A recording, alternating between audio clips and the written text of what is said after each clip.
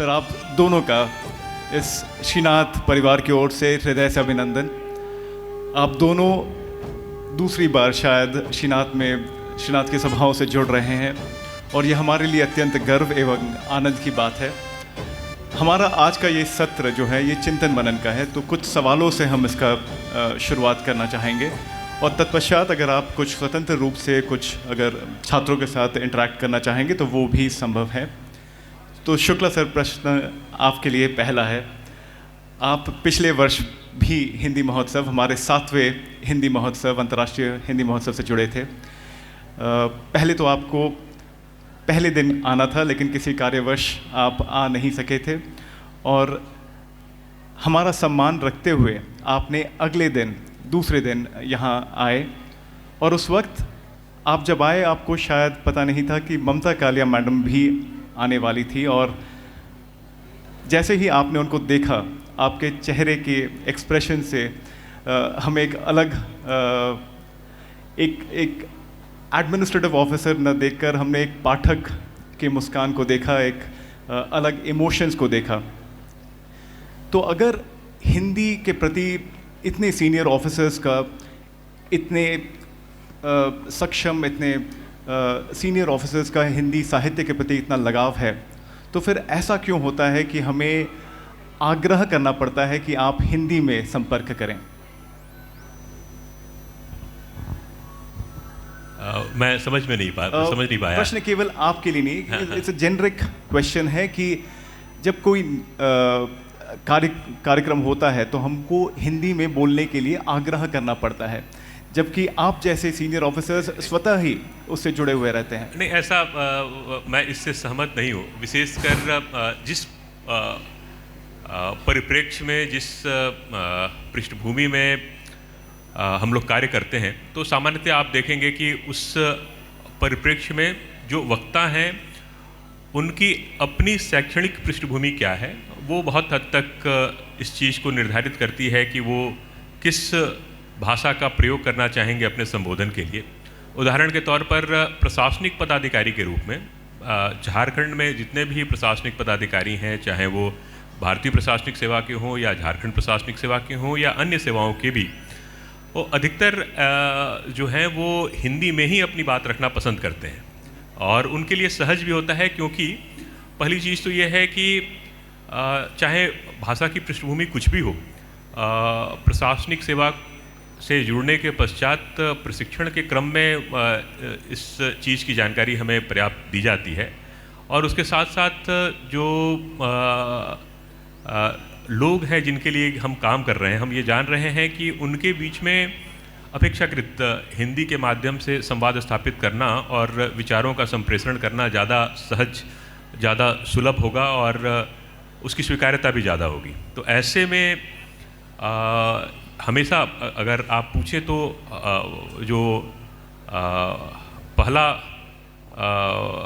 प्रयास रहता है वो उस भाषा में ही संप्रेषण करने का रहता है जिस भाषा में लोग उसको अच्छे से समझ सकें। कई बार ऐसे कुछ वक्ता होते हैं, जरूरी नहीं हो कि वो प्रशासनिक पृष्ठभूमि से ही जुड़े हों, अन्य कार्यक्रमों में भी आते हैं, जिनकी अपनी समझ या फिर जिनकी अपनी पढ़ाई हिंदी में नहीं होती है या जिन्होंने हिंदी में उतना कार्य नहीं किया होता है, तो ऐसे में उनके लिए कठिनाई होती है। लेकिन मैंने देखा है, विशेष करके मेरा कई प्रकार के साहित्य उत्सव के आयोजन का भी अनुभव रहा है, दुमका जैसे छोटे शहर में, सरायकेला में भी, और वहाँ ऐसे लेखक भी आए हैं जो कि मूलतः अपनी रचनाएं जो हैं वो अंग्रेजी में लिखते हैं या अन्य किसी स्थानीय भाषा में, उड़िया में लिखते हैं। लेकिन जब उन्हें ये पता चला कि जो यहाँ पर श्रोतागण हैं या जिन लोगों के लिए कार्यक्रम हुआ है वो हिंदी अपेक्षाकृत अधिक सहजता से समझ सकते हैं, तो उन्होंने भी प्रयास किया कि उसको हिंदी में ही अपनी बात को रखें। मैं एक उदाहरण भी देना चाहूँगा। जब हम लोगों ने दुमका में कार्यक्रम किया था तो एक बहुत मशहूर अंग्रेजी के लेखक हैं, साहित्य अकादमी पुरस्कार भी मिला हुआ है उनको, जेरी पिंटो। तो उनको जब ये बताया गया तो उन्होंने कहा कि मैं बोलूँगा, मैं मुंबईया हिंदी में बोलूँगा, मैं मुंबई का रहने वाला हूँ तो मैं मुंबईया हिंदी में बोलूँगा। और वो थोड़ा सा इस प्रकार की हिंदी थी कि उसमें बच्चे जो हैं वो उसको पसंद भी कर रहे थे और थोड़ा उसमें आनंद भी ले रहे थे। तो मेरा ये मानना है कि भाषा जिस माध्यम से हम अपने विचार संप्रेषित कर सकें, लोगों तक पहुंच सकें, वो ज़्यादा ज़रूरी है। और यहाँ मतलब ये भी मैं एक चीज़ इसमें जोड़ना चाहूँगा कि ये ज़रूरी नहीं है कि भाषा के रूप में हिंदी ही एकमात्र या जिसे कहा जाए कि कोई भाषा बड़ी है या कोई भाषा छोटी है। और जो ममता कालिया जी के प्रति जो मेरा सम्मान था, वो सम्मान इस वजह से था क्योंकि मैंने उनके स्वर्गीय पति रविंद्र कालिया जी की किताबें पढ़ी थीं और उसके बाद उनकी भी कुछ किताबें पढ़ी थी, तो वो एक आत्मीयता रहती है। और इस प्रकार की आत्मीयता अन्य भी किसी लेखक को किसी अन्य भाषा से भी जुड़े होते अगर मिलते तो, चूँकि और ये एक संदेश यहाँ जो विद्यार्थी हैं उनके लिए भी है कि वो आप ये देख सकते हैं कि किताबें किस प्रकार से आपको कहाँ से कहाँ ले जा सकती हैं या किस प्रकार से लोगों से जोड़ सकती हैं। जिस व्यक्ति से मैं कभी मिला नहीं हूँ, केवल उसकी किताब पढ़ी है या उसके बारे में कुछ पढ़ा है, तो उससे मेरे अंदर एक कौतूहल आया। ये कौतूहल स्वाभाविक है, आप लोगों के अंदर भी ये आएगा। तो और आप इस चीज़ को व्यक्तिगत रूप से अनुभव कर सकते हैं जब आप इस प्रकार से पढ़ें या पढ़ने के क्रम में लिखने का प्रयास करें, तो ये चीज़ें आपके साथ भी आएंगी। बहुत बहुत धन्यवाद सर। पीछे कुछ क्लिपिंग्स हैं आपके पिछले वर्ष के जो इवेंट में आप आए हुए थे ममता कालिया मैम के साथ, वो दर्शक देख पा रहे हैं, स्क्रीन पर पीछे दर्शा रहे हैं हम इस वक्त। मित्तल सर, आप भी हमारे शंखनाद में आ चुके हैं, जो हमारा ओरिएंटेशन प्रोग्राम है। जब छात्र पहली बार हमारे यूनिवर्सिटी से जुड़ते हैं तो उस दिन भी हमने देखा कि आपने छात्रों का जो उत्साहवर्धन किया वो हिंदी भाषा का प्रयोग किया। और ये आपने पहले से ही कहा था कि अगर मैं हिंदी में बोलूं तो किसी को कोई आपत्ति तो नहीं होगी। और ये बहुत अच्छा लगता है कि जब आपके स्टैचर का, आपके ऐसे अकम्पलिश्ड जो एडमिनिस्ट्रेटिव ऑफिसर्स हैं, अगर वो हिंदी में छात्रों से बात करें। क्या आपको लगता है कि आप जैसे एडमिनिस्ट्रेटिव ऑफिसर्स जिनको छात्र आइडलाइज करते हैं, क्योंकि IAS IPS ऑफिसर्स जो होते हैं वो सोसाइटी में सबसे ऊंचे पायदान पर होते हैं, तो क्या आपको लगता है कि ऐसे अवसर पर जब हिंदी का एक कार्यक्रम चल रहा है, उसके अलावे भी जब आप कोई ओरिएंटेशन प्रोग्राम में जाते हैं या किसी भी गेस्ट लेक्चर पे जाते हैं, वहाँ पर आप हिंदी का प्रयोग करते हैं, तो वो छात्रों को क्या इन्फ्लुएंस कर सकता है? क्या वो छात्रों के लिए एक प्रेरणा स्रोत बन सकता है? सबसे पहले तो मैं बहुत बहुत धन्यवाद करना चाहूँगा यूनिवर्सिटी को कि आप लोगों ने यहाँ मुझे पैनल डिस्कशन में बुलाया।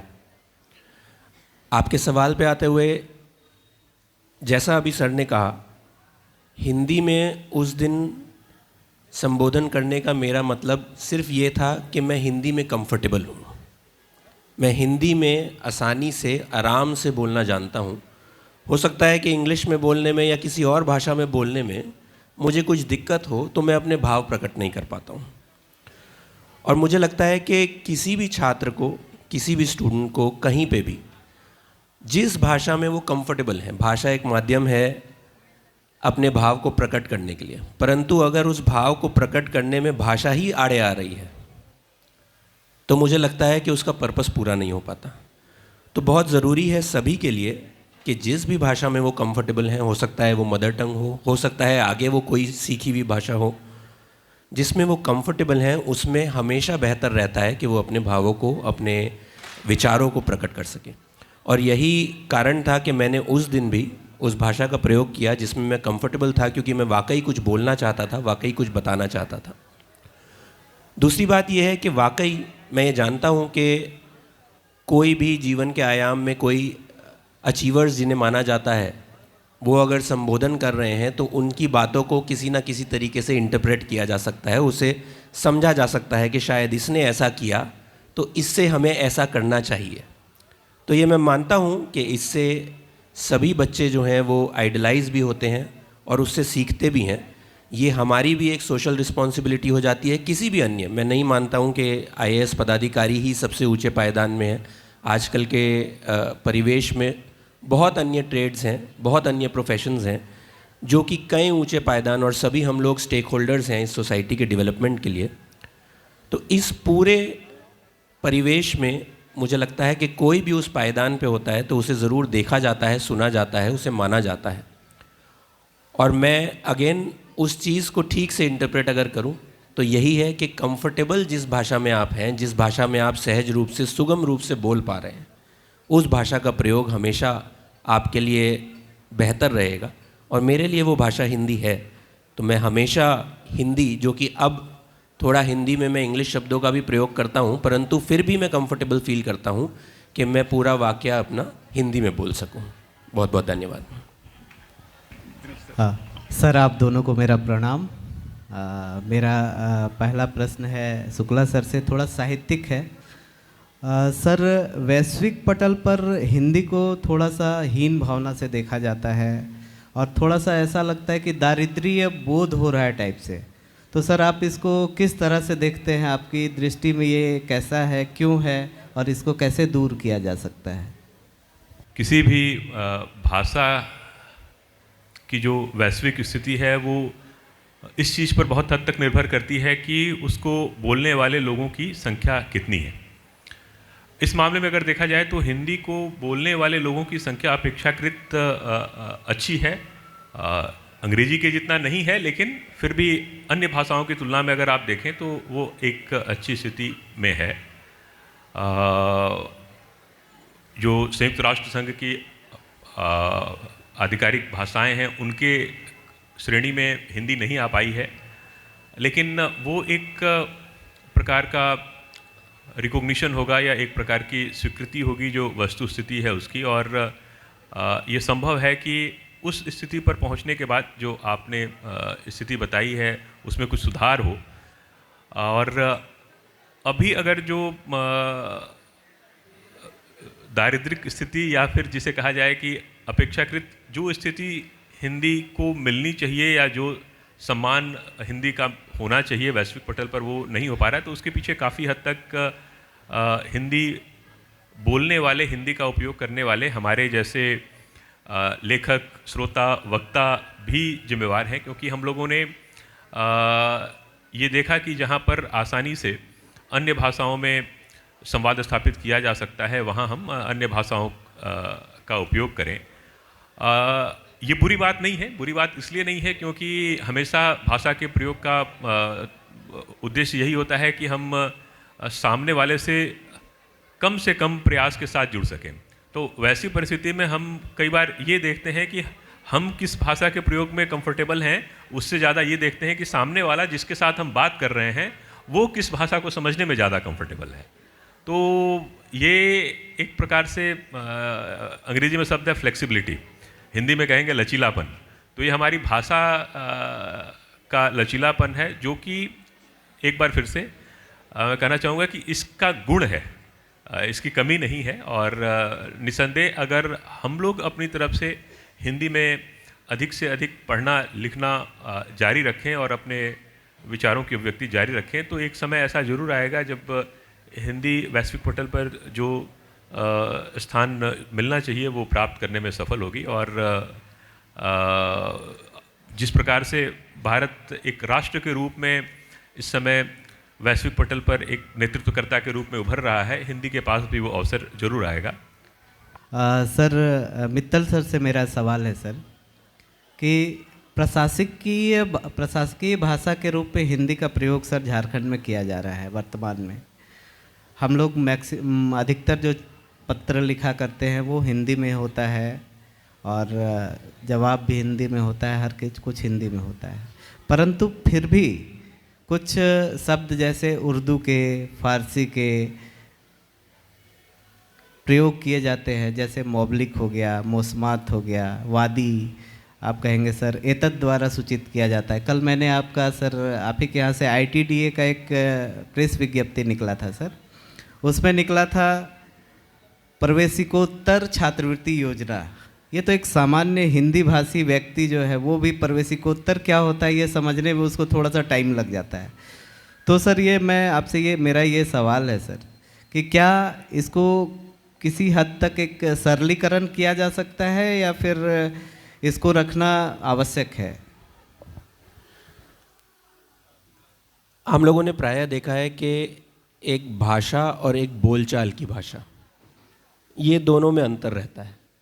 और आम तौर से क्योंकि प्रत्येक प्रांत में, प्रत्येक सूबे में, ज़िले में अलग अलग रीजन्स में भाषा के प्रकार बदलते रहते हैं। वो भाषा सेम ही रहती है, पर देखा जाता है कि उसके लोकल डायलेक्ट्स जो हैं वो इस्तेमाल होने लगते हैं। तो हमारी हिंदी वही है जो आपने देखी, जो आपने पढ़ी प्रेस विज्ञप्ति में, परंतु अब आगे चलते चलते हर जगह पर एक अलग शब्द इस्तेमाल होता है जो कि एक ईजियर कम्युनिकेशन माध्यम होता है। तो क्योंकि हम लोग शुद्ध हिंदी का प्रयोग करते हैं अपनी प्रशासनिक कार्यों में, तो मुझे लगता है कि उसको बदल के हम लोग एक कहीं के अगर किसी डायलेक्ट को इस्तेमाल करते हैं तो वो यूनिफॉर्मिटी उसमें नहीं रहती है। तो मेरा ये मानना है कि जिस भाषा को हम लोग प्रयोग कर रहे हैं उसको ज़रूर हम उसके बेसिक फॉर्म में, उसके एक्चुअल फॉर्म में उसको इस्तेमाल करें, और जहाँ जहाँ जिस डायलेक्ट में वो समझी जाती है, जिस भाव में वो समझी जाती है, या जिन चेंजेस के साथ वो समझी जाती है, उसको वहाँ पर इस्तेमाल करें। परंतु एक यूनिफॉर्मिटी एक लैंग्वेज में लेना ओवरऑल वो बहुत आवश्यक है। जैसा आज की तारीख में हम कहते हैं कि इंग्लिश है, इंग्लिश एक ओवरऑल यूनिफॉर्म भाषा है, जहाँ हम कहीं पे भी प्रयोग करते हैं तो उसमें कोई चेंज उसमें नहीं आता। हो सकता है कि उसके लोकल डायलेक्ट्स या फिर लोकल कुछ चेंजेस जगह जगह पर चलते हों, वो वहाँ पर प्रयोग भी किए जाते हैं। तो उससे भाषा के प्रयोग और उसको समझने वाले लोग ज़्यादा बढ़ते हैं। और मेरा मानना ये भी है कि प्रत्येक भाषा के इस्तेमाल के लिए बहुत ज़्यादा आवश्यक है कि उस भाषा के प्रयोगियों में उसको इस्तेमाल करने का कॉन्फिडेंस हो। ये बहुत आवश्यक है, क्योंकि हम लोगों ने प्रायः देखा है कि हम ही अपनी किसी भाषा को किसी और भाषा से इन्फीरियर मानते हुए सोचते हैं कि इसका प्रयोग करना शायद यहाँ पर ठीक नहीं रहेगा। जैसा मैं कहूँगा कि शंखनाद में मैं आया था तो मैं एक संकोच बताता हूँ कि मेरे को पूछना पड़ा था कि क्या मैं हिंदी में प्रयोग करूं, क्योंकि वो पूरा कार्यक्रम इंग्लिश में चल रहा था। तो मैंने विशेषकर उसको पूछा था कि हाँ मैं हिंदी का प्रयोग करूं तो कोई उसमें आपत्ति तो नहीं। तो वो एक संकोच अपने आप आ जाता है, क्योंकि वो कहीं ना कहीं हमारी कमी है। हम उसको सोच रहे हैं कि ये कहीं हमारी तरफ से तो कोई गलती नहीं। पर मैं हमेशा अगेन, जैसा मैंने अपने पहले उत्तर में कहा था और इस उत्तर में भी मैं यही कहना चाहूँगा कि जो भाषा आप जिस रूप में जानते हैं उस रूप में बोलने में कोई आपत्ति नहीं है। और हिंदी एक ऐसा माध्यम है जो मैंने अपने स्कूल के दिनों से अपनी मदर टंग के रूप में हमेशा पढ़ा है, और उसमें जो मैं कॉन्फिडेंस दे सकता हूँ वो मुझे लगता है कि मैं किसी और भाषा में नहीं दे सकता हूँ। तो आपके जवाब में मैं यही कहना चाहूँगा कि भाषा का मूल रूप वही है। जगह जगह पर अलग अलग चीज़ें बोली जाती हैं। अगर हम एक जगह की कोई चीज़ इस्तेमाल करेंगे तो हो सकता है कि सभी के समझने में वो दिक्कत हो, परंतु ये एक चीज़ ऐसी है जो सभी जगह समझी जा सकती है। मैं पूरी तरह से सहमत होते हुए अनन्या से इसमें थोड़ा सा बस जोड़ना चाहूँगा कि जो प्रशासनिक हिंदी है उसमें अधिकतर हम लोगों ने देखा है कि जो तत्सम के शब्द हैं उनको यथावत उनका उपयोग कर लिया गया है। ये थोड़ा सा क्लिष्ट होता है, लेकिन हम लोगों के लिए भी क्लिष्ट होता है क्योंकि पढ़ना है और इसको उपयोग करना है। लेकिन उसकी आवश्यकता इसलिए है क्योंकि अगर अन्य शब्दों का इस्तेमाल करें तो उनके विभिन्न प्रकार के निर्वचन या इंटरप्रिटेशन की संभावना रहती है, जिससे कि फिर वो असर भी नहीं होगा और दुविधा की स्थिति उत्पन्न होगी। तो इसलिए वो एक प्रकार की आवश्यकता है। और जहाँ तक उर्दू के या फ़ारसी के शब्द हैं जिनका उपयोग हिंदी साहित्य में करने के संबंध में आपने पूछा, तो उसमें ये भी एक प्रकार से हिंदी के सफ़र के साथी हैं। और ये हिंदी की सुग्राह्यता कहेंगे, एक्सेप्टेबिलिटी कहेंगे कि सभी भाषाओं के साथ मिल कर के और बिना अर्थ को बदले हुए हम अगर अपनी बात सही तरीके से रख पा रहे हैं तो निसंदेह उसका प्रयोग करना चाहिए। इसमें किसी प्रकार की कोई गलती नहीं है, कोई गड़बड़ी नहीं है, और ये ज़रूर होना चाहिए क्योंकि भाषाओं का जितना सम्मिलन हो उतना वो उस भाषा की अंग्रेजी में शब्द का उपयोग करें तो लॉन्जेविटी, और हिंदी में कहें तो उस भाषा की दीर्घायु को प्रदर्शित करता है।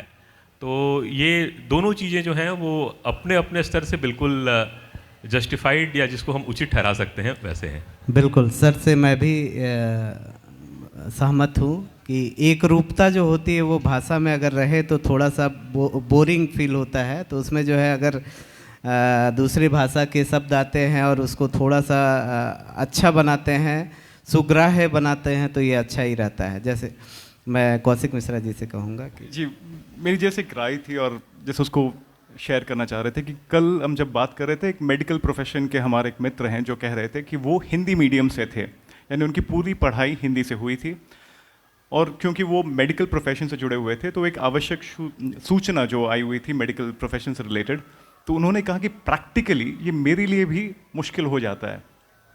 तो वो लॉन्जिविटी एक कंसर्न है डेफिनेटली, लेकिन प्रैक्टिकलिटी खास करके एक मल्टीलिंगुअल स्टेट में, तो जब आप आंचलिक क्षेत्र में जाते हैं तो क्या उनको वो समझ में आती हैं, तो उस संदर्भ में हमारा ये प्रश्न था कि क्या वो प्रैक्टिकल यूसेज में हो जाता है। मैं इसमें ऐड करना चाहूँगा सर। इनका कहना है कि जैसे सर सरायकेला है, तो सरायकेला में कुचाई क्षेत्र में कुछ लोग में भी संथाल हो तो संथाली बोलते हैं, राजनगर में कुड़माली बोलते हैं, सरायकेला का एरिया जो है उसमें उड़िया भाषी लोग हैं। तो क्या मतलब इसको कैसे समन्वय स्थापित करके ये जो कह रहे हैं, जैसे सरल भाषा में, एक जो मेडिकल मित्र का इन्होंने एग्जाम्पल दिया, तो सरल भाषा में किस तरह से वो सूचना उन तक पहुंचाई जाए ताकि उनको समझ में आ सके। चूँकि औपचारिक विज्ञापन है तो उसमें बहुत अलग किया जा सकेगा, इसकी संभावना कम है, लेकिन आपको ये बताते हुए मुझे बहुत हर्ष हो रहा है कि सरकार के द्वारा जो स्थापित सूचना जनसंपर्क विभाग है, तो सूचना जनसंपर्क विभाग इन चीज़ों को आम बोलचाल की भाषा में, यहाँ तक कि स्थानीय भाषा में अनुवाद करके भी ये सूचना संप्रेषित करने का काम करती है। और इस समय ये विशेष प्रयास है राज्य सरकार का भी और भारत सरकार की जो नई शिक्षा नीति है उसके अंतर्गत भी, कि किस प्रकार से हम जो स्थानीय भाषाएं हैं, क्षेत्रीय भाषाएं हैं, जो आंचलिक भाषाओं का आपने उल्लेख किया, कि उनमें न केवल शैक्षणिक पाठ्यक्रम विकसित कर सके, बल्कि साथ ही साथ जो सूचनाएं हमें गाँव तक, पंचायतों तक पहुँचानी है, वो हम उनमें अनुवादित करके पहुँचा सकें, ताकि अधिक से अधिक लोग उस सूचना से जुड़ सकें। धन्यवाद सर। और ये प्रैक्टिकली व्यक्तिगत तौर पर मेरे लिए भी काफ़ी हद तक लागू होता है, क्योंकि मेरे पिता का जो गांव है वो पटमदा क्षेत्र में पड़ता है।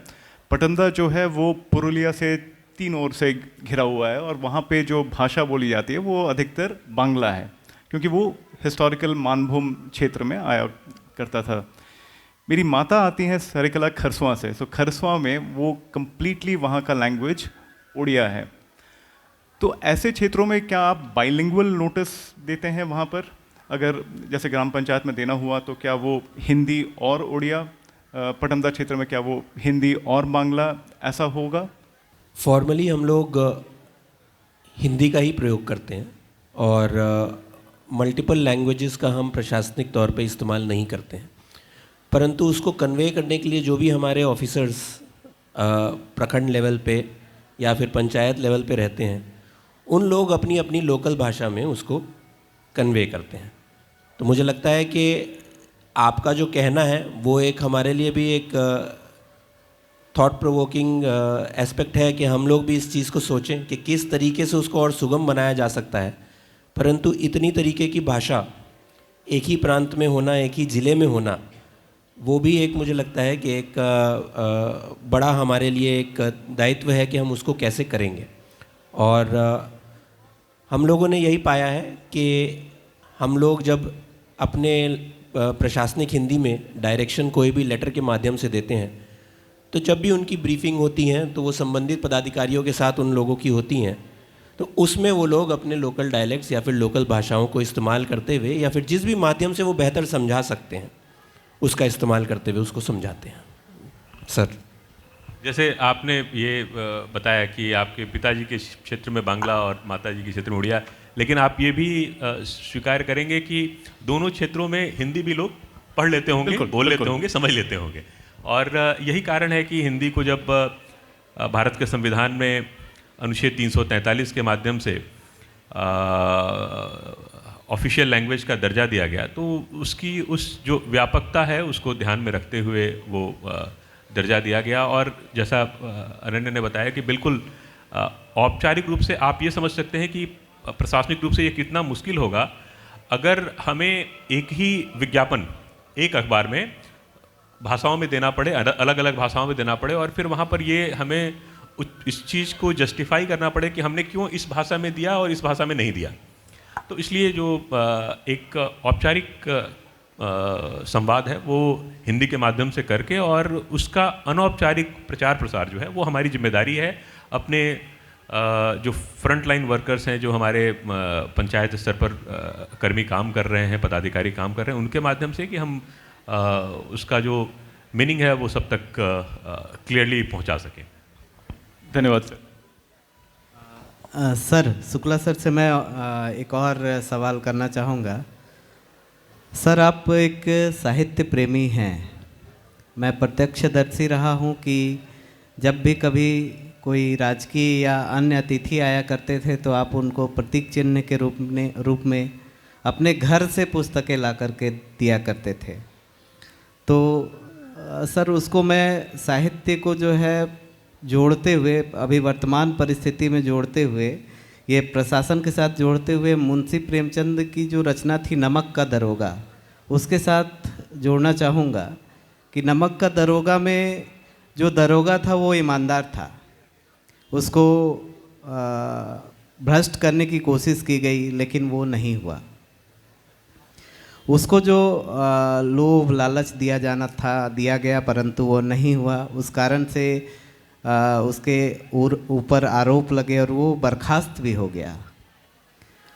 बाद में जो है जिसके कारण से वो बर्खास्त हुआ, वो ही आदमी उसको मैनेजर में रखने के लिए तैयार हुआ, मैनेजर के पद पे उसको रखा और उसको वो प्रतिष्ठा मिली। तो सर, वर्तमान जो समसामयिक साहित्य है, हिंदी साहित्य है, वो वर्तमान समय के जो प्रशासकीय कार्य हैं या फिर जो स्थिति है उसके साथ क्या न्याय करने में सक्षम है? जो नमक का दरोगा का थीम कहा जाए वो इंटीग्रिटी या फिर शुचिता या ईमानदारी से जुड़ा हुआ है। और ये आप देखेंगे कि ये कहीं ना कहीं हमारे समाज में साहित्य के माध्यम से भी, यहाँ तक कि फिल्मों के माध्यम से भी आप देखेंगे तो ये चीज़ बनी हुई है। आज कई फिल्में आप देखेंगे हिंदी भाषा में, अन्य भाषाओं में भी, जो हमारी क्षेत्रीय भाषाएं हैं उनमें भी ईमानदारी पर काफ़ी बल दिया जाता है और ये दिखाया जाता है कि जो हीरो है, किरदार जो कि लीड कर रहा है या जिससे लोगों को प्रभावित करने की कोशिश की जाती है, तो उसमें वो ईमानदारी का अंश होता है। मैं ज़्यादा दूर नहीं जाऊंगा। हाल फिलहाल में एक फिल्म आई है पुष्पा, आप में से कुछ लोगों ने देखी होगी, नहीं देखी है? कितने लोगों ने देखी है, एक बार हाथ उठाएंगे? काफ़ी लोग हैं जिन्होंने देखी है।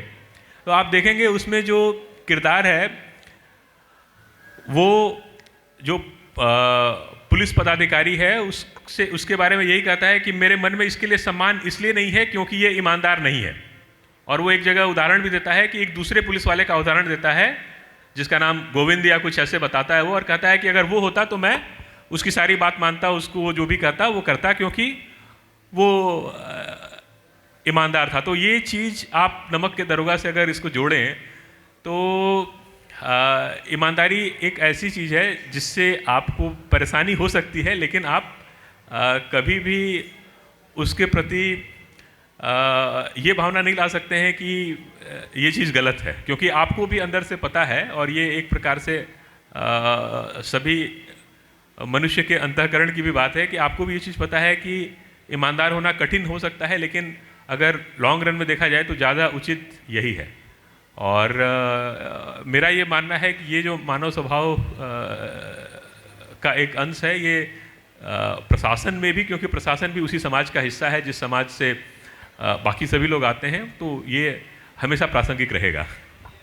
सर, आपने फिल्मों का जिक्र किया तो फिल्मों का जिक्र करते हुए एक प्रश्न जस्ट अभी जहन में आता है। तो पहले जो ऑफिसर्स दिखाए जाते थे वो आइदर लार्जर देन लाइफ हुआ करते थे या फिर करप्ट दिखाए जाते थे, लेकिन आज के युग में हमने कई सारे ऐसे OTT में सीरीज़ देखे हैं जो सिविल सर्विस के ऊपर हैं या पुलिस सर्विस के ऊपर भी हैं।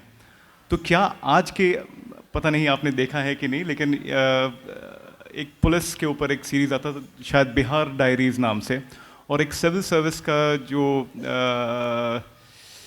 हमको एग्जैक्टली नाम याद नहीं आ रहा। तो क्या ये आज थोड़ा और रियलिस्टिकली दिखाया जा रहा है कि कैसे आप सिविल सर्विस के एग्ज़ाम्स क्रैक करते हैं और जो प्रैक्टिकल डिफ़िकल्टीज आप फेस करते हैं, क्या ये अब रियलिस्टिक मीडियम पे आ चुका है?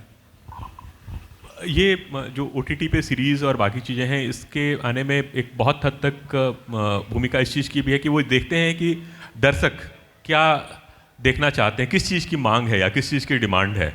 तो वो इससे ज़्यादा कि कितना रियलिस्टिक है, क्योंकि हमेशा वो चाहेंगे कि इस प्रकार के सीरीज़ बनाएं जिससे कि लोग अपने आप को जोड़ सकें और थोड़ा सा मनोरंजक हो, जिसमें लोगों की रुचि रहे। कोई भी व्यावसायिक दृष्टिकोण से जो सीरीज़ बनाते हैं तो उनकी ये पहली प्राथमिकता होती है कि जब 45 मिनट का अगर पहला एपिसोड है तो अंत के 10 मिनट में कुछ ऐसा हो जिससे कि अगले एपिसोड के लिए लोगों के बीच में जागरूकता बनी रहे। तो ये अंतर है डॉक्यूमेंट्री और जो इंटरटेनमेंट सीरीज़ हैं उनके अंदर, लेकिन दोनों अपने अपने तरीके से अपना उद्देश्य पूरा करते हैं। और निसंदेह अगर लोग देख रहे हैं तो कहीं ना कहीं लोग उसको स्वीकार कर रहे हैं, तभी देख रहे हैं। वो उसकी सफलता भी एक प्रकार से इस चीज़ का पैमाना है कि वो कितना सच्चाई के करीब है या कितना उस चीज़ के करीब है जो कि लोग देखना चाहते हैं। इसमें मैं सर से सहमत रहते हुए कुछ ऐड करना चाहूँगा। आज की तारीख में जो देखा जा रहा है वो वाकई, क्योंकि व्यूअर्स बढ़ गए हैं और माध्यम बढ़ गए हैं, साथ ही साथ इस तरीके के माध्यम में, सिनेमा में बताने वाले लोग भी बढ़ गए हैं और उनको भी आयाम अब नए मिलने लगे हैं, उनको भी पायदान अब नए मिलने लगे हैं। तो ये हमने पाया है कि एक नई कैटेगरी इमर्ज होके आई है जिसमें कमर्शियल प्लस रियलिज़म साथ में मैनेज किया जा रहा है। अदरवाइज़ मुझे लगता है कि क्योंकि ये एक ऐसा प्रोफेशन है जहाँ पर आपको कमर्शियल तो मीट करना ही है, अन्यथा जो आप दिखाना चाहते हैं वो बहुत लॉन्ग रन तक आप दिखा नहीं पाएंगे। एक बार दिखा पाएंगे या दूसरी बार कुछ दिखा पाएंगे, हो सकता है तीसरी बार के लिए आप उसमें सक्षम ना रह पाएँ, क्योंकि कमर्शियल माध्यम है और आप लोगों को सभी उन लोगों को उसके लिए कुछ ऐसे रिसोर्सेज अवेलेबल करने पड़ते हैं जिसको वो नहीं कर पाएंगे। तो आज की तारीख में क्योंकि व्यूअर्स बढ़ गए हैं, वो भी रिसोर्सेज अवेलेबल कर पा रहे हैं, अपनी बातें कह भी पा रहे हैं। और दूसरा यही है कि क्योंकि बनाने वाले लोग बढ़ गए हैं, जगह जगह से वो लोग अब आ रहे हैं, तो उनकी स्टोरीज़ भी सामने आ रही है जो वो एक्सपीरियंस करते हैं। तो मैं वाकई कहना चाहूँगा कि रियलिज़म बढ़ा है और उसको मेंटेन करने के लिए उसका कमर्शियल एस्पेक्ट जो है उसको भी बैलेंस में लाया जा रहा है। साथ ही जो भी सिनेमा है या जो भी साहित्य है वो उस समय के परिप्रेक्ष्य के अनुसार होता है। तो हो सकता है, ये भी माना जा सकता है कि क्या पता उस समय उसी तरीके के सभी कैरेक्टर्स या फिर पर्सनैलिटीज़ एग्जिस्ट करते थे और आज की तारीख में इस तरीके के कैरेक्टर्स और पर्सनैलिटीज़ एग्जिस्ट करते हैं जिनको दिखाने में, बताने में संकोच नहीं है और उसको बताया जा पा रहा है। तो माध्यम आपकी प्रिपरेशन जब अपॉर्चुनिटी को मीट करती है, ये कुछ इस तरीके का है कि आप बताना भी चाह रहे हैं और वो अपॉर्चुनिटी भी सामने से अवेलेबल हो पा रही है कि आज की तारीख में सब माध्यम हमारे पास अवेलेबल है। समय की कमी को देखते हुए मेरा आखिरी सवाल है सर से। जी जी जी लेंगे सर। मेरा आखिरी सवाल है सर मित्तल सर से। सर, लबासना की जो वेबसाइट है उसके मुताबिक 2013 में हिंदी से सिविल सर्विसेज क्रैक करने वाले लोग थे 17% सर। आपके बैच में 2014 में सर 2.11% मात्र, 2015 में 4.28%, 2016 में 3.45%, 2017 में 4.06%, 2018 में 2.16% सर। घटता जा रहा है सर। तो क्या सर हिंदी माध्यम से तैयारी करने वालों के लिए यूपीएससी का दरवाज़ा बंद हो रहा है? ये सवाल सर सभी छात्र छात्राओं का है। ये लोग भी आपसे सर आप लोगों को आदर्श मानते हैं और इनका भी सपना कहीं ना कहीं जो है संघ लोक सेवा आयोग या फिर जो भी प्रशासनिक सेवा में जाना है। तो इन लोगों के लिए सवाल है सर। मैं इसमें बिल्कुल भी सहमत नहीं हूँ इस चीज़ से कि यूपीएससी का या किसी भी और संस्था का हिंदी मीडियम के लिए कोई दरवाज़ा बंद करने की कोई भी प्रक्रिया है या फिर कोई भी इस तरीके का कोई भी धारा है। इसमें हमें देखना ये होगा कि उस साल इंग्लिश के बनिस्पत हिंदी से एग्ज़ाम देने वाले प्रतिशत कितने बच्चे थे और उन लोगों के सिलेक्शन रेट में क्या अंतर हुआ। हम लोगों ने खुद देखा है अपनी प्रिपरेशन के दौरान, जैसा मैं पहले भी कह रहा था कि इसमें हम लोग, मैं हिंदी में कंफर्टेबल फील करता हूँ परंतु हिंदी में मैंने एग्ज़ाम नहीं दिया और मैं इंग्लिश से सेलेक्ट भी हुआ। तो हमें ये देखना होगा कि जो सभी लोग उस भाषा में कंफर्टेबल हैं क्या उसे कॉन्फिडेंटली आगे परस्यू करते हुए उसमें एग्ज़ाम दे रहे हैं या नहीं दे रहे हैं। मैंने ये देखा है कि कई हिंदी मीडियम के बच्चे भी इंग्लिश मीडियम में एग्ज़ाम की प्रेफरेंस देके इंग्लिश से निकलने का प्रयास करते हैं। तो हमें परसेंटेजेस ये चेक करनी पड़ेंगी कि कितने लोग हिंदी के होते हुए हिंदी से एग्ज़ाम देते हुए हिंदी से क्लियर कर रहे हैं। ये पूरी धारा हमें इसको चेक करना होगा। और हमारे बैच में भी कई सारे थे जो बच्चे हिंदी मीडियम में एग्ज़ाम देते थे। हमारे अपने बैचमेट निशान जैन हैं 2015 के राजस्थान काडर, वो हिंदी के साहित्य में भी बहुत ज़्यादा इन्वॉल्व हैं। हिंदी से ही उन्होंने एग्ज़ाम दिया और बहुत अच्छी रैंक प्राप्त करके वो आज की तारीख में बहुत अच्छी सर्विस कर रहे हैं। और मुझे लगता है कि राजस्थान में ही नहीं पूरे इंडिया में वो सभी हिंदी से एग्ज़ाम देने वालों के लिए बहुत बड़े प्रेरणा स्रोत हैं।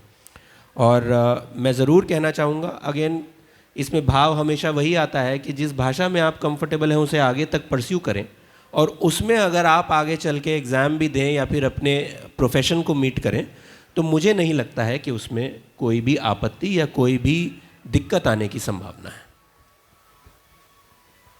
इसका तात्पर्य ये मानेंगे कि हिंदी में यूपीएससी पास करना कोई अपवाद नहीं, 1% 2% जो है ये अपवाद नहीं है। लोग इसमें हिंदी माध्यम से जो है परीक्षा लिख सकते हैं और सफल भी हो सकते हैं। तो धन्यवाद सर। अब कुछ प्रश्न हमारे मित्र जो यहाँ पर मौजूद हैं वो भी पूछना चाहेंगे। तो चंद्रवंशी जी। धन्यवाद कौशिक सर।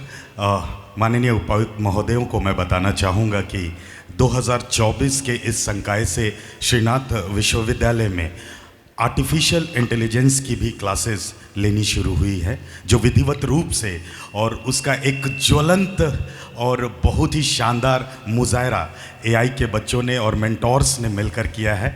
2 मस्कट जो हमारे आज के 2024 के अंतर्राष्ट्रीय समारोह के जो थीम हैं, जो शुभंकरी हैं, एक मेरा भाई है भाषा बंधु चंद्र जो दाहिनी तरफ, और बाईं तरफ मेरी बहन भाषा संगिनी बिंदु। एआई के माध्यम से इन्हें क्रिएट किया गया है। और क्या मेरे मित्र चंद्र और मेरी बहन बिंदु तैयार हैं? जी, समय उनका शुरू होता है अब। शुक्ला सर, आपने वाटर मैनेजमेंट में अपना शोध किया है। यह बिंदु बहुत पानी बर्बाद करती है।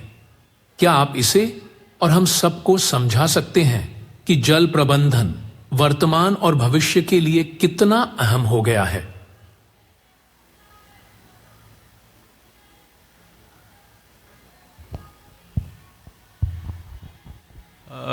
जल एक प्रकार से आप कह सकते हैं कि एक सीमित संसाधन है। सीमित संसाधन इस दृष्टिकोण से कि समुद्र में आपको काफ़ी जल दिखेगा लेकिन वो आप उपयोग में नहीं ला सकते हैं, और उसको उपयोग में लाने के लिए जो तकनीक चाहिए वो काफ़ी उसमें खर्च है। तो ऐसे में ये सामान्य सी बात है कि कोई भी सीमित संसाधन आपके सामने है तो उसका उपयोग आपको स्वविवेक से और काफ़ी सूझबूझ के साथ करना पड़ेगा ताकि उसका संरक्षण हो सके। दूसरी चीज़ ये भी है कि एक आने वाली पीढ़ी के लिए भी आपकी जिम्मेवारी है, जिसको हम लोग इंटरजेनरेशनल इक्विटी के नाम से भी जानते हैं। तो उस जिम्मेवारी को भी कैसे पूरा करेंगे, तभी पूरा कर पाएंगे जब आप जल का संरक्षण कर सकें, और न केवल संरक्षण कर सकें, जिस प्रकार से आबादी बढ़ रही है उसका संवर्धन भी कर सकें। तो ये दोनों चीज़ें बहुत ही महत्वपूर्ण हैं, विशेषकर इस पृष्ठभूमि में जब आप ये देखते हैं कि जल अर्थात पानी या वाटर जो है वो मात्र एक आर्थिक संसाधन नहीं है, वो एक मानव अधिकार भी है। हमारे संविधान में जो जीने का अधिकार है अनुच्छेद 21 में, तो स्वच्छ पानी का अधिकार जो है वो भी कहीं ना कहीं से उसका हिस्सा है, क्योंकि बिना पानी के हम जी नहीं सकते हैं। वो ये देखते हुए कि पानी एक प्रकार की मानवीय आवश्यकता भी है, मानव का अधिकार भी है और साथ ही साथ सीमित संसाधन भी है, एक काफ़ी विचार के साथ और काफ़ी जुडिशियस यूज़ उसका ऐसे में बिल्कुल बहुत ज़रूरी हो जाता है। और बहुत छोटी सी छोटी चीज़ें हैं जिनसे हम ये कर सकते हैं। पानी का नल कब खोला, कब बंद किया, कितना इस्तेमाल किया, जितने की आवश्यकता है उतने का इस्तेमाल किया। एक बहुत अच्छा उदाहरण था हमारे यहाँ जल संरक्षण का, जो स्वच्छ भारत मिशन के अंतर्गत ट्विन पिट टॉयलेट्स बने, जो 2 गड्ढे वाले शौचालय बने। जब हम शौचालय में फ्लश करते हैं तो पानी की आवश्यकता भले आपको 1 मग की हो, लेकिन फ्लश करते हैं तो उसमें करीब 20 लीटर पानी उसमें चला जाता है। लेकिन यही जब आप ट्विन पिट टॉयलेट्स को यूज़ करते हैं तो वहाँ उतने ही पानी का इस्तेमाल होता है जितने की वास्तव में आवश्यकता है। तो ये छोटे छोटे उदाहरण हैं जिनको हम लोग अपने आसपास देख सकते हैं और इनके माध्यम से हम अपना कंट्रीब्यूशन कर सकते हैं जल संरक्षण में। धन्यवाद श्रीमान। क्या मेरी बहन बिंदु भी तैयार हैं? मित्तल सर, पश्चिमी सिंहभूम में ई गवर्नेंस के नवाचार के लिए आपको राष्ट्रीय अवार्ड मिला है। कृपया आप मुझे और यहाँ उपस्थित सभी लोगों को बताएं कि हम ई गवर्नेंस का उपयोग कब और कैसे कर सकते हैं। ई गवर्नेंस अवार्ड के लिए एक पश्चिमी सिंहभूम में मैं थोड़ा पृष्ठभूमि उसकी बता देता हूँ कि जन सहायता कोषांग हम लोगों ने बनाया था।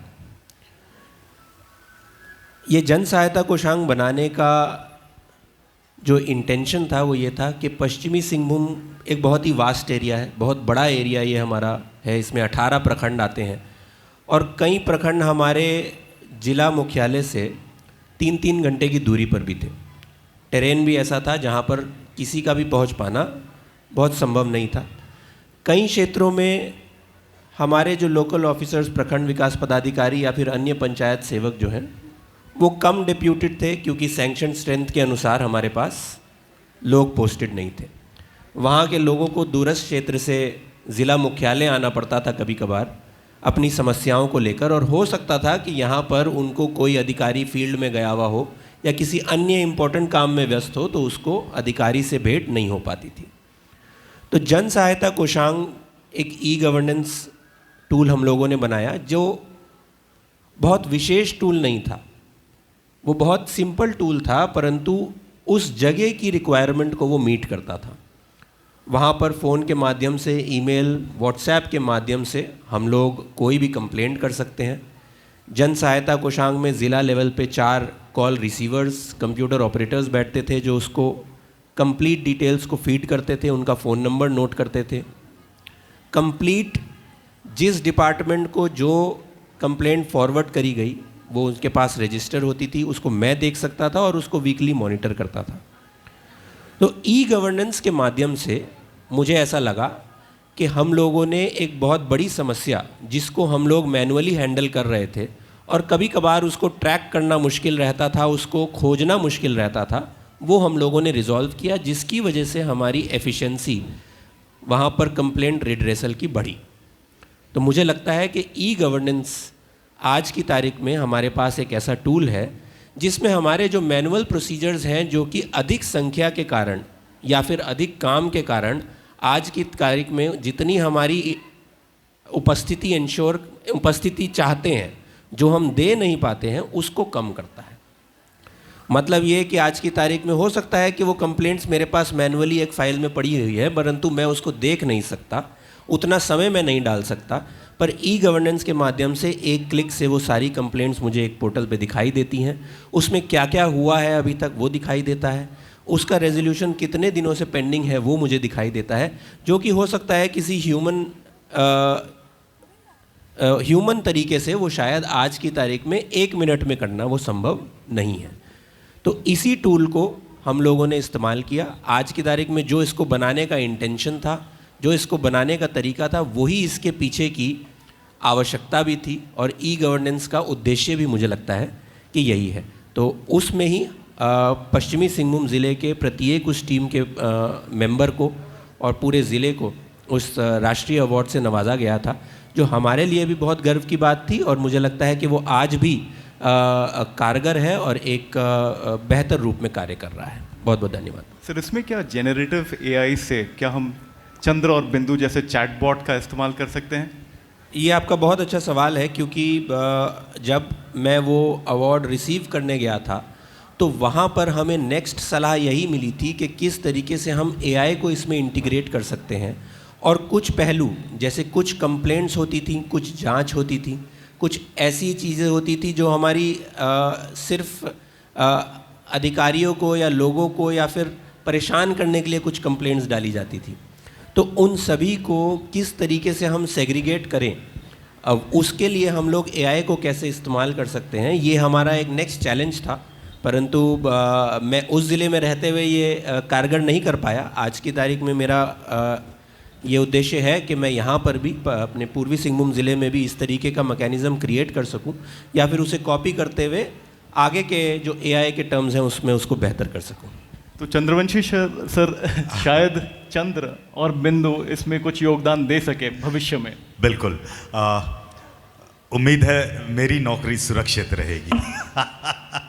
पर श्रीमान उपायुक्त महोदय से निवेदन होगा, हमारे युवा साथी जो हमारे युवा भारत के भविष्य हैं और एक सशक्त भारत बनाने की जिम्मेदारी अपने कंधे पे लिए एक नई उम्मीद और आशा की किरण के साथ इस हिंदी महासम्मेलन मंच से अंतर्राष्ट्रीय स्तर पर जुड़ रहे हैं, जिसमें 45 से भी ज़्यादा विश्वविद्यालय और महाविद्यालयों का समागम ये 3 दिवसीय है। जितने भी हमारे युवा साथी हैं, आज स्वतंत्र रूप से एक मौका आपको दिया जा रहा है। कुल 2 सवाल यानी कुल 4 मैं चाहूँगा कि 2 हमारे युवा छात्र और 2 हमारी युवा छात्रा बहनों की तरफ से सवाल मंच के लिए हो, और स्वैच्छिक रूप से अगर कोई सवाल पूछना चाहें तो आप अपने हाथ उठा सकते हैं। जी, उन्हें सामने माइक प्रदान किया जाए। अब बाईं तरफ। हेलो जी, नमस्ते सर, मेरा नाम मानसी है और मैं श्रीनाथ विश्वविद्यालय के बीकॉम की छात्रा हूँ। रविशंकर सर, मेरा सवाल आपसे है कि आजकल इंग्लिश स्कूल के बच्चों को ज़्यादा अच्छा मानते हैं और इंग्लिश स्पोकन क्लासेस जाना हम जैसे युवाओं के लिए मजबूरी बन गई है अगर हमें जॉब या कंपटीशन की तैयारी करनी हो। सर, तो जिस भाषा को हमने अपनी माँ से प्यार से सीखा है उसे हम बोल नहीं पाते, लेकिन हमें पैसा देकर इंग्लिश सीखना पड़ रहा है। सर, तो ये मेरा सवाल है कि भारत में ऑफिशियल लैंग्वेज और जॉब में हिंदी ऐड क्यों नहीं कर दे रहे, अभी भी इंग्लिश का ही प्रयोग क्यों हो रहा है?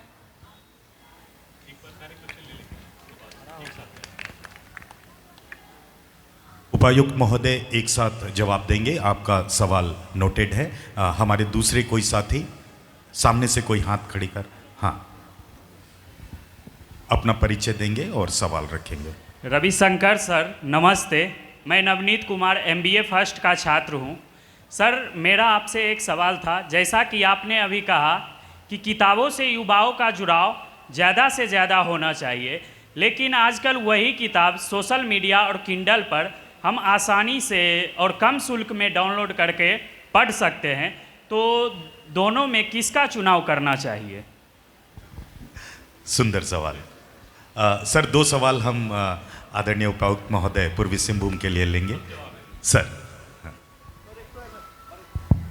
मैं आप दोनों लोगों के सवालों का जवाब देना चाहूँगा। सबसे पहले जो बाद में सवाल आया उसका जवाब कि पढ़ना ज़रूरी है। ये बहुत मैटर नहीं करता है कि आप किताब से पढ़ रहे हैं या सॉफ्ट कॉपी से पढ़ रहे हैं।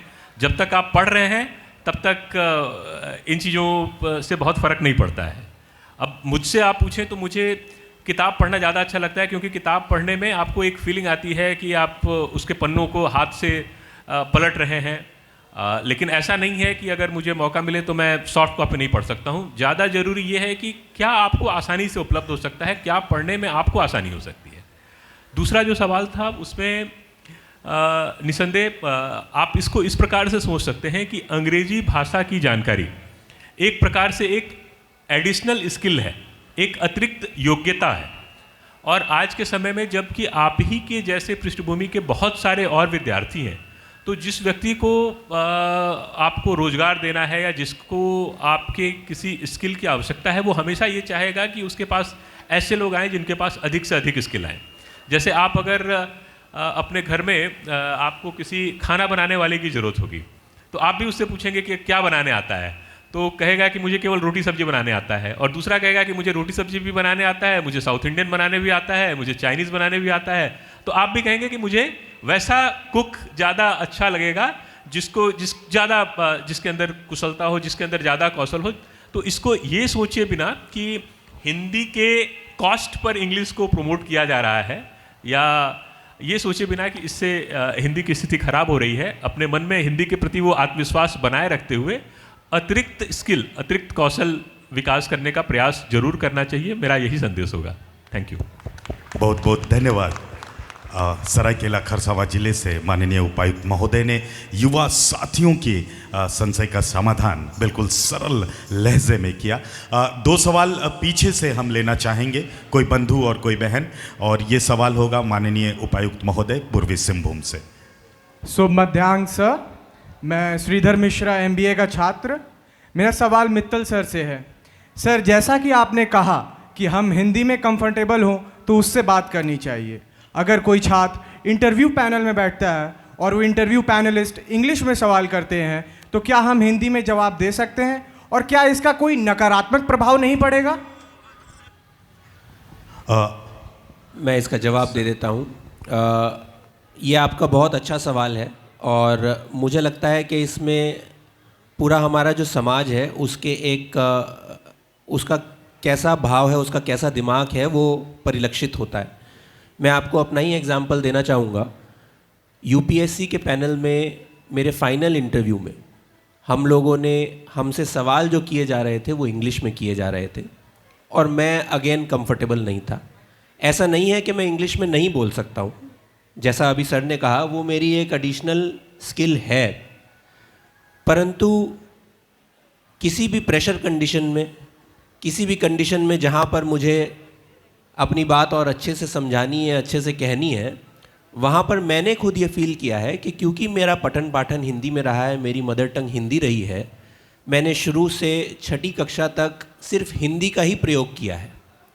7वीं कक्षा से मैंने इंग्लिश पढ़ना शुरू किया है। इंग्लिश एज एडिशनल सब्जेक्ट 6 तक मैंने पढ़ा है, परंतु as basic language of any other subject मैंने नहीं पढ़ा है। तो उस UPSC के इंटरव्यू में भी मैंने बाकायदा ये सवाल अपने पैनल से किया कि अगर मैं हिंदी में बोलूं तो इसमें कोई आपत्ति तो नहीं, और उनके द्वारा ये बोला गया कि इसमें कोई आपत्ति नहीं है, आप जिस भी भाषा का प्रयोग करके इसका जवाब दे सकें वो बेहतर है। तो मुझे लगता है ये बात हिंदी के अपने, ये हमारी अपनी एक कॉन्फिडेंस इशू है। मुझे जो लगता है कि अगर हम उसको हटा देते हैं तो भाषा जो है वो इतनी प्रॉब्लमेटिक नहीं रहती है। और मैं ये वाकई मानता हूँ कि हो सकता है कि कोई पैनल जो है इसको लेके आपत्ति भी कर दे, तो हमें अपनी एडिशनल स्किल की यूटिलाइजेशन करनी पड़ेगी। और अगर आपको लगता है कि इसमें कोई आपत्ति नहीं है, आप कॉन्फिडेंट हैं, आप सवाल करिए, सवाल का जवाब पाइए, उस हिसाब से आप उत्तर दें। मुझे यही लगता है कि इसी माध्यम को इस्तेमाल करना बेहतर रहेगा। धन्यवाद श्रीमान। बहुत बहुत धन्यवाद सर। एक और आखिरी सवाल कोई बहन अगर पूछना चाहें। जी। हेलो, नमस्ते सर, मेरा नाम अंकिता मल्ला है और मैं श्रीनाथ विश्वविद्यालय की छात्र हूँ। सर मित्तल सर, मेरा सवाल आपसे ये है कि जैसा आपने कहा कि आजकल OTT प्लेटफॉर्म्स पे बहुत सारे रियलिज्म दिखाए जा रहे हैं, लेकिन वही मिर्ज़ापुर जैसे सीरीज़ में बहुत सारे मतलब वायलेंस भी दिखाया जा रहा है, तो इस चीज़ को हम कैसे रिलेट कर सकते हैं? देखिए, आपका सवाल बिल्कुल करेक्ट है। जैसे कई किताबें आपके सामने होती हैं, कई प्रोफेशनल फील्ड्स आपके सामने होती हैं, आप उसमें से अपने लिए बेहतर जो है वो चुनते हैं, और वो बेहतर आप उस दिमाग से चुनते हैं, आपको ऐसा लगता है कि ये आपको फ़ायदा करेगा तो आप उसको चुनते हैं। मुझे लगता है कि OTT या फिर किताबें या फिर कोई भी ऐसा माध्यम एक मल्टीपल अपॉर्चुनिटीज़ आपके सामने रखता है। मैं ये ज़रूर कहूँगा कि ये बनाने वाले का पर्सपेक्टिव है कि वो क्या बनाना चाहता है, और ये देखने वाले का पर्सपेक्टिव है कि वो क्या देखना चाहता है। तो ये बहुत ज़्यादा ज़रूरी है कि आप अपने दिमाग के हिसाब से, अपने इंटरेस्ट के हिसाब से कोई भी ऐसा सीरीज़ या फिर कोई भी ऐसी किताब या कोई भी ऐसा प्रोफेशन, किसी भी तरीके का माध्यम ऐसा चुने जो आपको सहज लगे, आपको सुगम लगे, आपको फ़ायदा दे। तो हम लोग किसी भी क्रिएटिव फ्रीडम को नहीं रोक सकते हैं। रेगुलेशन जो है वो बहुत एंड तक बहुत आगे जाके आता है, परंतु क्रिएटिव फ्रीडम को जिस तरीके से नहीं रोका जा सकता है, उस तरीके से आपको कौन सी क्रिएटिविटी लेनी है इसको भी कोई नहीं रोक सकता है। तो मेरा आपसे आग्रह यही रहेगा कि ये आपके ऊपर डिपेंड करता है कि आप क्या देखना चाहते हैं, और ये उसके ऊपर डिपेंड करता है वो क्या बनाना चाहता है। बहुत बहुत धन्यवाद। और मैं उम्मीद करता हूं कि आज के इस चिंतन मनन सत्र से हमारे युवा साथियों का मार्ग कुछ हद तक स्पष्ट और प्रशस्त हुआ होगा। एक बार जोरदार तालियों का सलाम और प्रणाम इस मंच को। मैं निवेदन करूंगा माननीय उपायुक्त महोदय से, 2 पल के लिए और हमारे साथ बने रहेंगे। 2 ऐसे मौके जो आज हम लेना चाहेंगे आपके सानिध्य में। हमारे साथ हैं हमारे विश्वविद्यालय से डॉक्टर प्रीति किरण जी, जो एक निपुण पेशेवर हैं, जिनके पास शिक्षा और उद्योग में 17 वर्षों का विविध अनुभव है।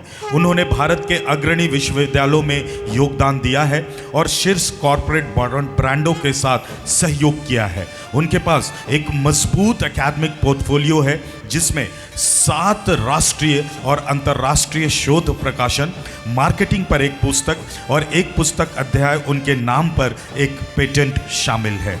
वो कौशल विकास, व्यवहारिक ज्ञान के साथ साथ शिक्षार्थियों को सशक्त बनाने पर ऑनलाइन सत्र भी आयोजित करती हैं, और उनके पेशेवर प्रतिबद्धताओं से परे उन्हें फिटनेस और खाना पकाने का भी शौक है, जिसने उन्हें एक ऑनलाइन फिटनेस गाइड और ट्रेनर बनने के लिए प्रेरित किया है। आज उनके द्वारा लिखित विपणन प्रबंधन सरलीकृत मार्किंग नाम की ये पुस्तक, जो मार्केटिंग मैनेजमेंट सिंप्लीफाइड के नाम से जिनका विमोचन के लिए मैं माननीय दोनों उपायुक्त महोदयों से निवेदन करूंगा। साथ ही हमारे सत्र के संचालक कौशिक मिश्रा जी और आदरणीय दिनेश रंजन जी से भी मैं निवेदन करूंगा।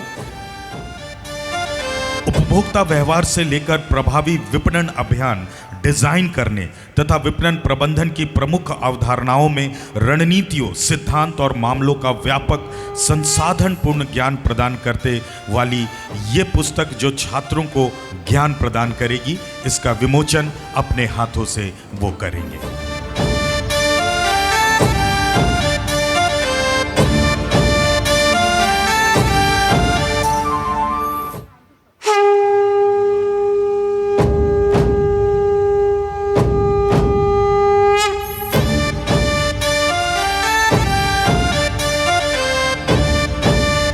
बहुत बहुत आभार और बहुत बहुत बधाई डॉक्टर प्रीति किरण जी। मैं निवेदन करूंगा कुलाधिपति महोदय से, आप मंच पर पधारेंगे और क्रमशः रूप से माननीय उपायुक्त सरायकेला खरसावां जिले से पधारे आदरणीय रविशंकर शुक्ला जी को वो श्रीनाथ यूनिवर्सिटी विश्वविद्यालय के तरफ से सम्मान प्रस्तुत करेंगे। ये हम सबों का सौभाग्य है मित्रों कि हमारे साथ एक ऐसे विद्वान और प्रतिभावान व्यक्तित्व, जिन्होंने हमेशा से सरायकेला खरसावां जिले को प्रेरित किया कि मंजिल मिल ही जाएगी भटकते ही सही, और गुमराह तो वो हैं जो घर से निकले ही नहीं, और कोई भी लक्ष्य मनुष्य के साहस से बड़ा नहीं, हारा वही है जो कभी लड़ा नहीं। तो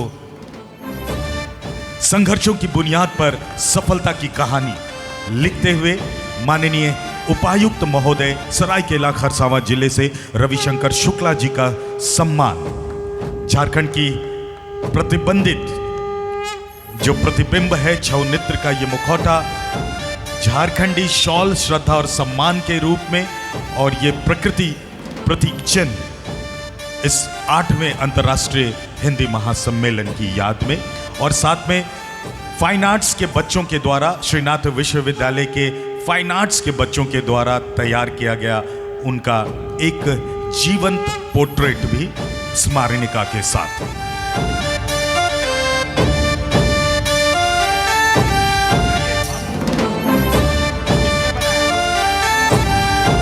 और महाशय का मैं ध्यान दिलाना चाहूंगा, इस छात्र ने अपने हाथों से आपकी ये जीवंत तस्वीर उकेरी है। एक बार जोरदार तालियां होनी चाहिए।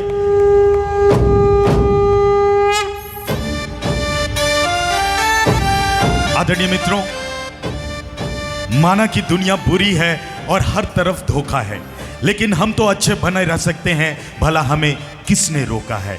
ये मानना है पूर्वी सिंहभूम के माननीय उपायुक्त महोदय श्री अनन्य मित्तल जी का, जो मानते हैं कि चिंतन से बड़ी होती है योजनाएं, और योजनाओं से बड़े होते हैं प्रयास, और प्रयास से बड़ा होता है संकल्प, और संकल्प से बड़ा होता है आत्मविश्वास। और आत्मविश्वास की इसी विशेष व्यक्तित्व की झांकी आज श्रीनाथ के इस मंच पर हम सभी आनंदित हैं और प्रेरित हैं श्रीमान के आने से। एक बार जोरदार तालियों से उनका पुनः स्वागत और कुलाधिपति महोदय द्वारा उनका सम्मान।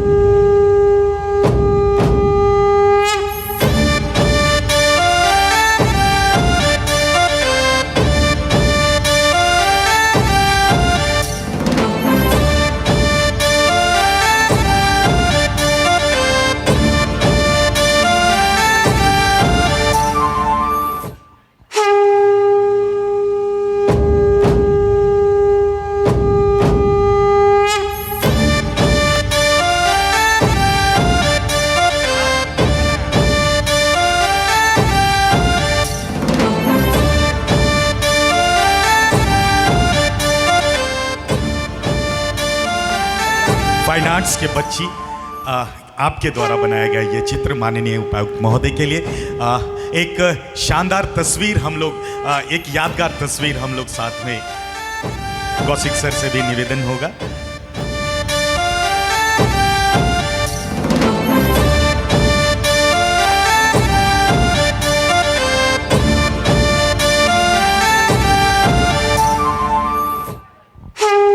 बहुत बहुत धन्यवाद, आभार।